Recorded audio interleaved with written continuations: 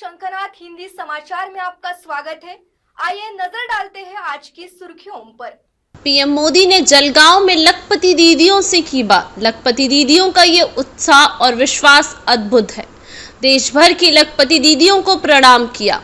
PM Modi ने महाराष्ट्र के जलगांव में लखपति दीदियों से की बातचीत। प्रधानमंत्री नरेंद्र मोदी ने रविवार को महाराष्ट्र के जलगांव में लखपति दीदियों से संवाद किया। लखपति दीदी ऐसे स्वयं सहायता समूहों की महिलाओं को कहा जाता है जो सालाना 1 लाख रुपए कमा रही हैं। पीएम मोदी ने 11 लाख नई लखपति दीदियों को सम्मानित करने के लिए आयोजित एक कार्यक्रम में भाग लिया। उन्होंने कहा कि लखपति दीदी बनाने का यह अभियान केवल बहन बेटियों की कमाई बढ़ाने का नहीं है, बल्कि यह पूरे परिवारों और आने वाली पीढ़ियों को सशक्त कर रहा है। यह गांव के अर्थतंत्र को बदल रही है। माताओं बहनों का जीवन आसान बनाने के लिए हमारी सरकार पूरी तरह प्रतिबद्ध है।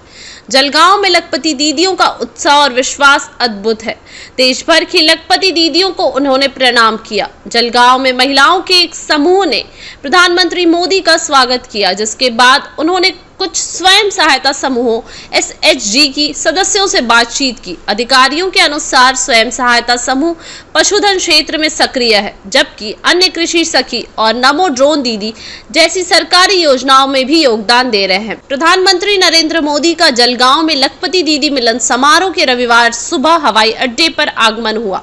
उनके स्वागत समारोह में राज्य के सहायता, पुनर्वसन और आपदा प्रबंधन मंत्री अनिल पाटिल, मुख्य सचिव सुजाता सोनिक, जिलाधिकारी आयुष प्रसाद, पुलिस अधीक्षक MCV महेश्वर रेड्डी समेत कई अन्य प्रमुख अधिकारी उपस्थित थे। हवाई अड्डे पर स्वागत के बाद पीएम मोदी ने लखपति दीदी से संवाद किया और फिर सम्मेलन स्थल पर पहुंचे। प्रधानमंत्री के आगमन से पहले राज्यपाल CP राधाकृष्णन का जलगांव हवाई अड्डे पर आगमन हुआ। उनका स्वागत नासिक विभागीय आयुक्त प्रवीण गेडाम ने किया। मुख्यमंत्री एकनाथ शिंदे का स्वागत पानी आपूर्ति और स्वच्छता मंत्री तथा जिले के पालक मंत्री गुलाबराव पाटिल ने किया।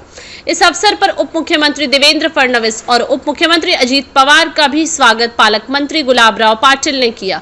योजनाओं को लागू करने वाले अधिकारियों ने बताया कि स्वयं सहायता समूह कौशल प्रदान करने में महत्वपूर्ण भूमिका निभाते हैं, जिससे ग्रामीण क्षेत्रों में आवश्यकताओं को पूरा करने और स्थानीय स्तर पर रोजगार सृजन में मदद मिलती है। शनिवार को एक आधिकारिक बयान में कहा गया था कि मोदी जलगांव के कार्यक्रम में 2500 करोड़ रुपए का एक रिवॉल्विंग फंड भी जारी करेंगे, जिससे 4.3 लाख स्वयं सहायता समूहों के लगभग 48 लाख सदस्यों को लाभ होगा। बयान में यह भी कहा गया कि पीएम मोदी 5000 करोड़ रुपए के बैंक ऋण वितरित करेंगे, जिससे 2.35 लाख स्वयं सहायता समूहों के 25.8 लाख सदस्यों को लाभ होगा। लखपति दीदी बनाने की योजना की शुरुआत से अब तक 1 करोड़ महिलाएं इससे जुड़ चुकी हैं। सरकार ने 3 करोड़ लखपति दीदी बनाने का लक्ष्य रखा है। आज के हिंदी समाचार में बस इतना ही। फिर मिलेंगे देश भर में घटित अहम खबरों के साथ।